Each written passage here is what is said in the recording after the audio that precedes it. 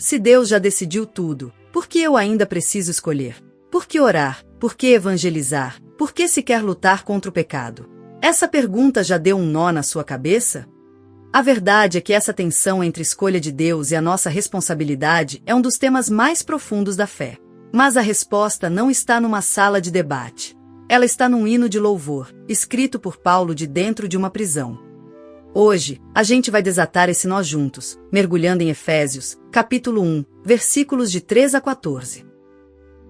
E o que vamos descobrir aqui não é só teologia, é a fonte da nossa segurança e da nossa identidade. Paulo não está argumentando, ele está adorando. E o Espírito Santo inspira a cantar uma sinfonia em 3 movimentos: a escolha radicalmente amorosa do Pai, a redenção total realizada pelo Filho e o selo de garantia que o Espírito nos dá. E o primeiro movimento dessa adoração explode a nossa mente. Paulo diz que o Pai nos elegeu em Cristo antes da fundação do mundo. Pense nisso. Não foi quando você levantou a mão na igreja, não foi depois de você se tornar uma pessoa melhor. Foi antes que houvesse tempo. E qual o propósito disso? Para sermos santos e irrepreensíveis diante dele em amor.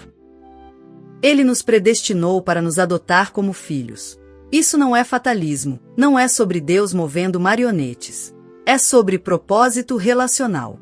Ele quis uma família e ele quis que essa família fosse santa. É propósito, não prisão. O segundo movimento foca no Filho.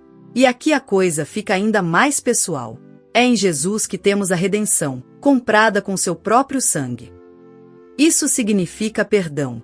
O peso dos seus erros, a mancha das suas falhas, tudo lavado, não por merecimento, mas pela riqueza da graça de Deus. E mais, foi nele que Deus nos mostrou o segredo do seu plano: um dia, fazer tudo, no céu e na terra, convergir de volta para Cristo. Você percebe a escala disso? Sua salvação faz parte de um plano cósmico de restauração. O terceiro movimento é a aterrissagem dessa verdade na nossa vida, pelo Espírito Santo. Ele nos selou. E quando isso aconteceu? Quando você ouviu a palavra da verdade, o evangelho da sua salvação, e creu. Olha a responsabilidade humana aí. A fé não é um conceito abstrato, ela acontece no tempo, é uma resposta real à pregação do evangelho.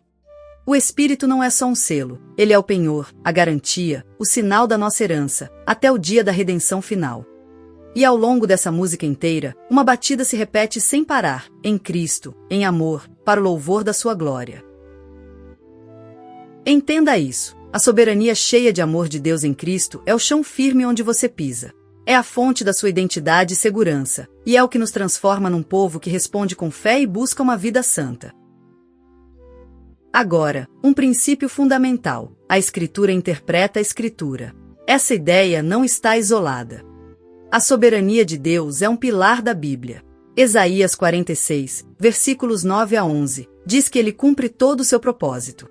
O Salmo 115, versículo 3, afirma que o Senhor faz tudo o que lhe agrada. Atos, capítulo 13, versículo 48, relata que creram todos os que estavam destinados para a vida eterna. E Romanos, capítulo 9, versículos 14 a 24, defende que Deus é justo ao exercer sua livre misericórdia. A soberania dele é inquestionável. Mas, e a nossa parte? A responsabilidade humana é igualmente clara. Em Deuteronômio, capítulo 30, versículo 19, o chamado é direto: escolhe a vida. Em Josué 24, versículo 15, escolhei hoje a quem servireis. Em Romanos 10, versículos 9 a 13, a promessa é para todos: todo aquele que invocar o nome do Senhor será salvo. E em Apocalipse 22, 17, o convite está aberto: quem tem sede, venha. Como a Bíblia sustenta essas duas verdades que parecem opostas? É aqui que o mistério fica lindo. O próprio Jesus, em João, capítulo 6, versículo 37, diz: todos os que o Pai me dá virão a mim, e o que vem a mim eu jamais lançarei fora. Ele segura as duas pontas na mesma frase. No mesmo capítulo, no versículo 44, ele reforça: ninguém pode vir a mim se o Pai que me enviou não o trouxer. Não é um ou outro, é um e. Paulo nos dá a dinâmica em Filipenses, capítulo 2, versículos 12 e 13. Desenvolvam a sua salvação, porque Deus é quem efetua em vocês tanto querer como realizar. Não é para ficarmos passivos, nem para sermos autossuficientes. É uma dependência ativa. Pense na história de José, em Gênesis, capítulo 50, versículo 20. Seus irmãos intentaram o mal, e foram culpados por isso. Mas Deus usou essa maldade para o bem, sem anular a culpa deles. As duas coisas são verdadeiras ao mesmo tempo. Certo, vamos trazer essa verdade da palavra para a vida. Como isso funciona na prática? Primeiro, sua identidade vem antes da sua obrigação. Em Cristo, você foi escolhido e adotado. Você não ora e obedece para ser amado. Você faz isso porque já é amado e selado pelo Espírito. Isso muda tudo. E aquela ansiedade paralisante na hora de tomar decisões? A boa notícia é que você pode descansar na soberania de um pai que guia filhos, não peões num tabuleiro. Então, como decidir? Use os meios que ele te deu. Ore com fervor, busque conselho de irmãos maduros, meça suas opções pela palavra e siga o caminho que te traz paz.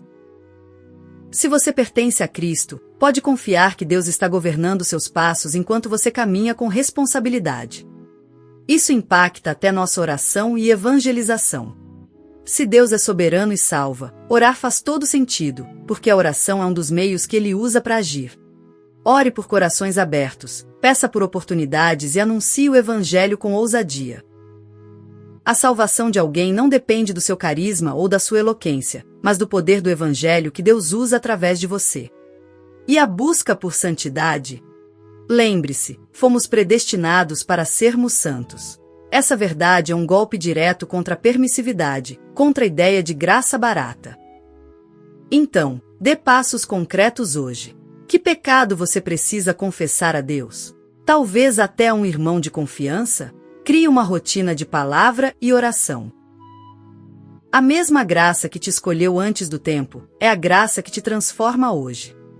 Até seu trabalho e vocação são afetados.